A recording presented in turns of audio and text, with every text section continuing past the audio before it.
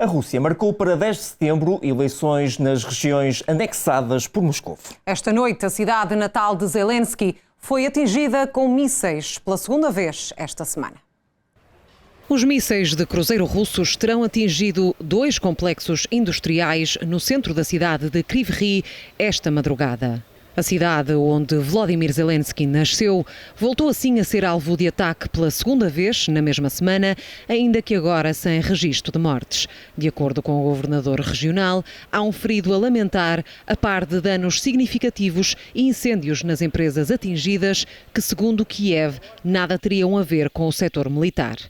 Também Odessa foi atacada pela segunda noite consecutiva, agora com recurso a 2 dezenas de drones que as autoridades ucranianas dizem ter conseguido abater. As forças militares da Ucrânia garantem que recuperaram o controlo de 100 km² na contraofensiva em curso em Donetsk e Zaporizhia. Avanços que a Rússia não reconhece oficialmente. Moscovo diz, aliás, que a investida ucraniana foi repelida em Zaporizhia. As autoridades russas acusam também a Ucrânia de matar uma criança em bombardeamentos em Kherson, uma das 4 regiões ucranianas anexadas por Moscovo e que deverão ser alvo de eleições no dia 10 de setembro. A data foi revelada hoje pela Rússia, que quer eleger assembleias regionais e conselhos municipais em Donetsk, Lugansk, Kherson e Zaporizhia, territórios ocupados por Moscovo e declarados como anexados em setembro do ano passado. Regiões que a Ucrânia procura a todo custo libertar com a recém-lançada contraofensiva.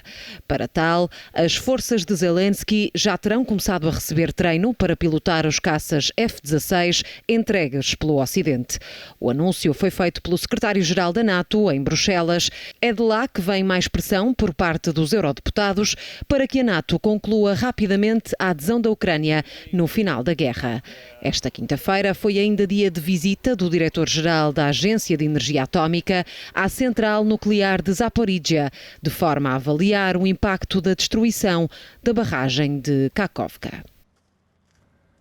O Parlamento britânico concluiu que Boris Johnson enganou deliberadamente os deputados sobre as festas na pandemia. O antigo primeiro-ministro diz estar a ser alvo de assassinato político.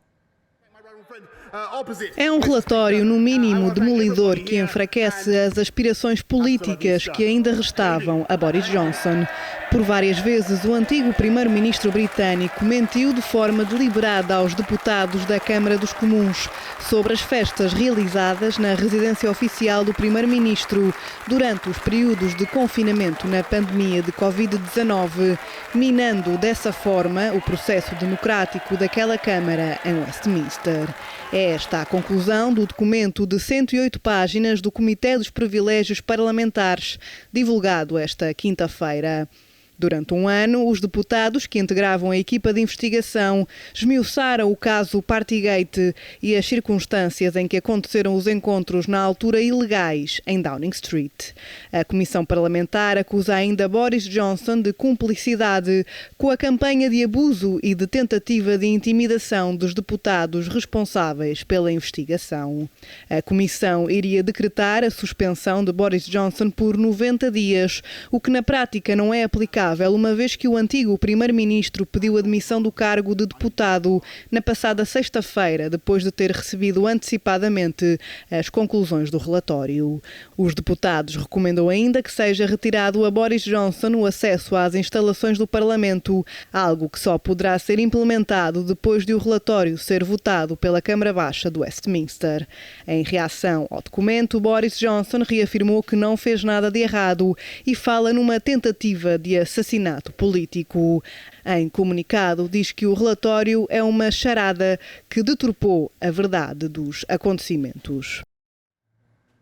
Há uma maior preocupação em distinguir a veracidade das notícias que podemos encontrar na internet. No entanto, e segundo o relatório da Reuters, Portugal ainda é dos países onde há maior confiança nos órgãos de comunicação social.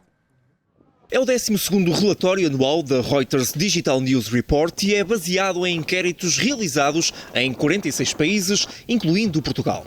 Os dados revelam que a preocupação em distinguir entre o que é real e o que é falso nas notícias aumentou. A Finlândia continua a ser o país com os níveis de confiança mais elevados, com 69%, enquanto a Grécia surge no fundo da tabela, registrando apenas 19%. Já no que diz respeito a Portugal, o país continua a destacar-se na questão da confiança estruturalmente elevada face às notícias. 7 em cada 10 portugueses continua preocupado com a veracidade do conteúdo. Por outro lado, e de acordo com o estudo, a confiança nas notícias caiu em média 2 pontos percentuais. De referir ainda que a maioria dos portugueses continua a aceder às notícias pela televisão, mas registram-se quebras face a 2022. O relatório assume ainda que as redes sociais são tidas globalmente como a principal fonte de notícias. Os que dizem usar principalmente estas plataformas estão mais preocupados do que aqueles que não as usam. A invasão da Ucrânia é o tema que os portugueses mais evitam, seguindo-se as notícias relacionadas com entretenimento e celebridades. Já os tópicos ou temas que os portugueses menos evitam são as notícias locais ou regionais, cultura, ciências e tecnologia e alterações climáticas.